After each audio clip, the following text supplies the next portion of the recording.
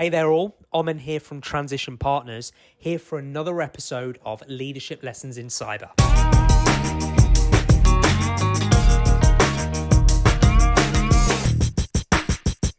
Hey Royce, how are you?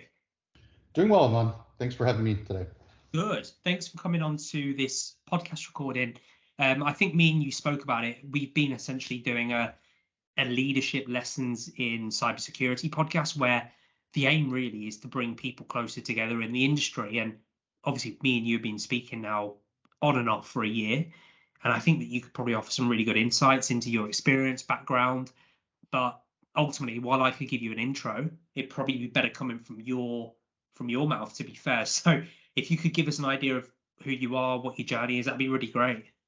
Absolutely, yeah. For me, primarily coming into cybersecurity, really wanted just to get an exposure into the field.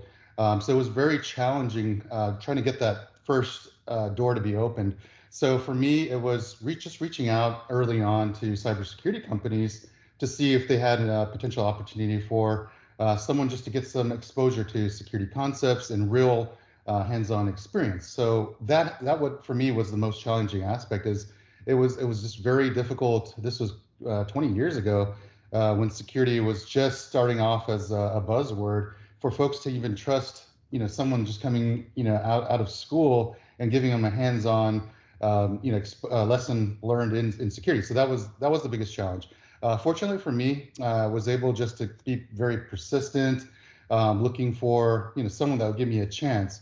So long story short, for my journey, I graduated in undergrad from Dallas University here, and had a background in MIS.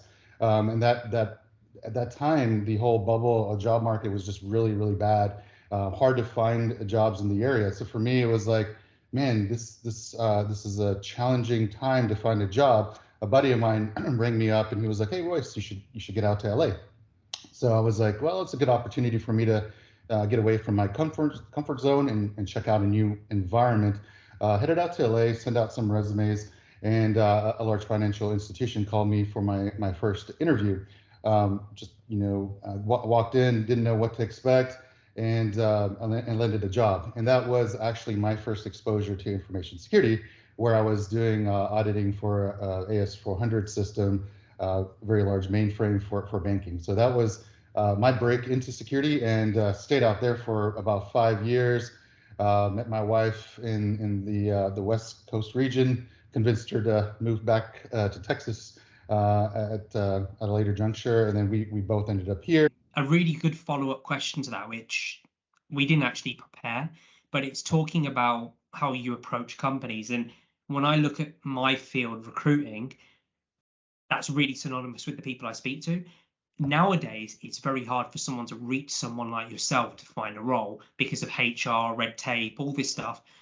But tell me about that period, and what can people do now to approach people like yourself who are hiring? Yeah. I mean, it's a very great question. Really, the market has changed tremendously. More and more. Actually, thousands of jobs out there for cybersecurity. So the hard part is not the availability of jobs; it's reaching the right opportunity. My advice for folks, coming into the cybersecurity space now is tap into the potential opportunities in social media, right? So you have sites that are out there, LinkedIn especially, fantastic opportunities of just seeing what's out there, and making sure that you reach out to the job that really interests you and the culture and the right fit. So many times I've seen in the past where folks try to jump on an opportunity because it's just an opportunity, but now with the way the landscape has shifted in cyber, you can be much more picky and find an opportunity where it's oftentimes they say it's not the job you choose, it's your boss, right? So taking all things considered, it's for you. Does the job make you happy? Do you feel satisfied? Is the culture the right fit? Is pay compatible or comparable to what expectations are in the market currently? So a lot of those factors should be considered when looking for a job in today's market. Follow-up part there to, let's say what you said was people work for bosses, right? People work for good bosses, they don't work for the company. And that sort of links to our topic, right? So tell me about sort of your experience with leadership, not only your experience with leadership, but what have you experienced in leaders that have made you either stay or go? Absolutely, yeah. So from a leader perspective, that actually made me stay was one that really embraced the culture of teaching and mentoring. I think that's really important. You want to, as a practitioner in security, you want to be surrounded by people that are smarter than you, so you can be a sponge and grow in the field. With that being said, also just the work-life balance approaches, and then the whole change up of industry, right? So we've gone from you're not perceived as being productive unless you're sitting in a seat in the office, right? So the whole culture since COVID has changed the kind of the landscape of how companies operate now, and a lot more embracing remote working environments. So some of the old school mentalities, like you're not productive, you're not sitting in a seat, micromanagement aspects, and just leaders that really just ended up in a role of being in leadership and security that aren't really security practitioners, right? So you want to be around a culture that really supports, embraces security, privacy, those concepts from the top down, from a management style, and then where you can actually be very much contributing to those organizations and see what you're doing and watching it grow and mature. And I think that's really rewarding. And it's obviously the leadership styles changed and evolved over time. So you mentioned there how it's changed now with remote working versus not. What about, let's say, millennials versus Gen Z versus boomers? How's that approach been for you? Yeah, that's been also very important in that understanding the various generations and how they operate. Typically, in my generation, it was you stayed in a company for 10 plus years, and that's the norm. Now, you'd be lucky to find folks that are up there in security. 2 years, 1 to 2 years is quite common now. The market is such that they're driving folks to really reach out to the next opportunity. So those are some changes that we're seeing in the industry. From a Gen Zer perspective, they are very conscious of does education make sense? Do I need to go to school, or can I get practical hands-on skill directly at corporations? So that's an aspect. They're more independent, where you would they can actually function very well and very highly through other mechanisms where they're learning from, like YouTube and other online platforms, where they can actually teach themselves very complex concepts and do very well. So that's another thing to think about as security leaders. You don't have to be hyper focused on schooling and certifications anymore. You can find very much top talent, folks that have actually trained themselves in core concepts, very technical concepts. Just a person that has a passion for AWS or cloud can spin up their own virtual environments directly from their house and have an enterprise grade system and can very much learn just like a practitioner that's been doing it for 20 years. That's really a key concept of now there's nothing really holding folks back from learning. They have the tools at their fingertips to really take them to the next level. And we talked a lot about remote working there, and there's a big piece around culture and leadership together. We talk about onboarding new people in the business. Obviously, attrition's at an all-time high. So for you, in your approach, your team's approach, how do you keep people motivated in that onboarding process remotely, and also younger people who maybe are working remote as well? It can be tough. So tell me about that. Yeah, absolutely. I think the key concept there is to make sure that the folks you're bringing in really appreciate them being part of the team, right? So what I do before they even start, pick up the phone, welcome them to the team. First day, as they go through their onboarding processes, they're ready to meet the team. We have basically we use Slack, bring them up on a team session, meeting the team and various folks that are leaders in the team and what they do on a day-to-day basis. Also, taking them out to lunch, although we're virtual. The concept of just grabbing something quick, let's have a chat, let's get to know you, deeper as a person, understand what drives you, how I can make their life easier as being a new member of the team, what I can do, how I can make them grow and mature in the organization. So I think embracing that, even though we are distant from a remote perspective, bringing them as close as possible to you, I think is going to be key.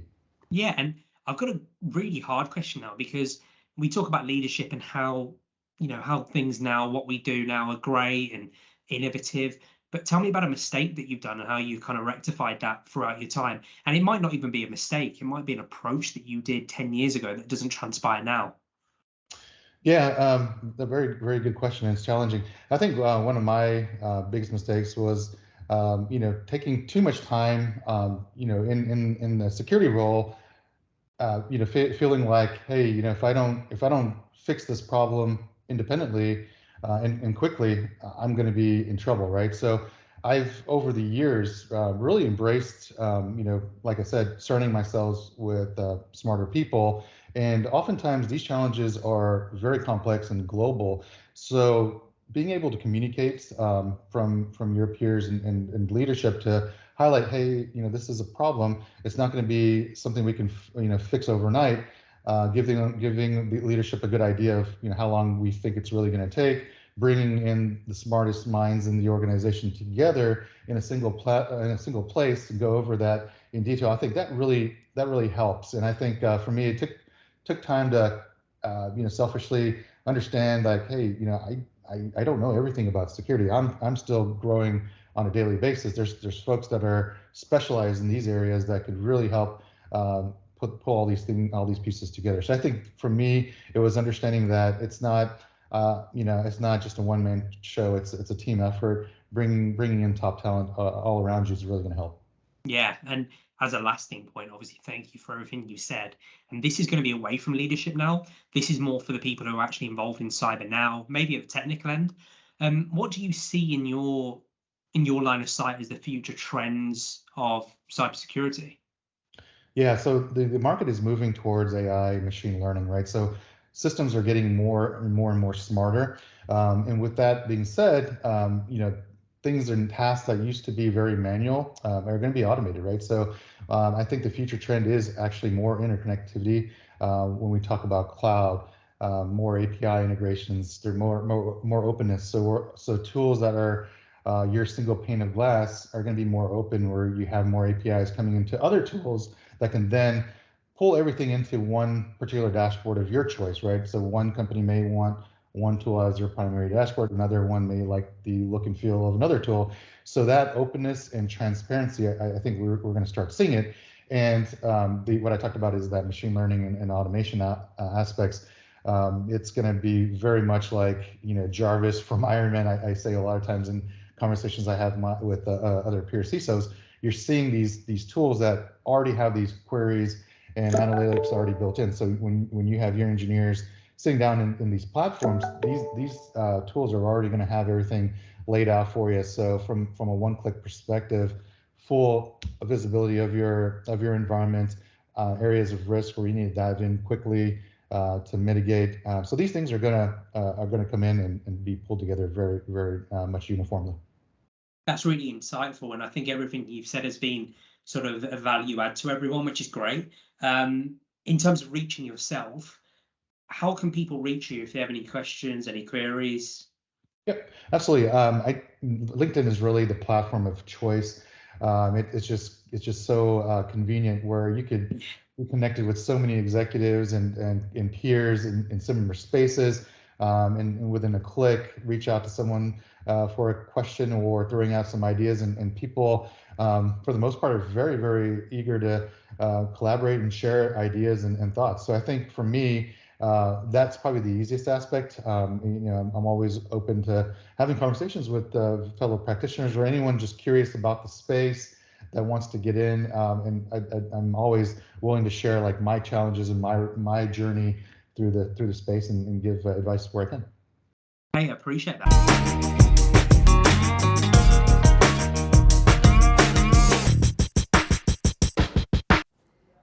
Thanks for listening to Leadership Lessons in Cyber. I look forward to seeing you all on the next episode.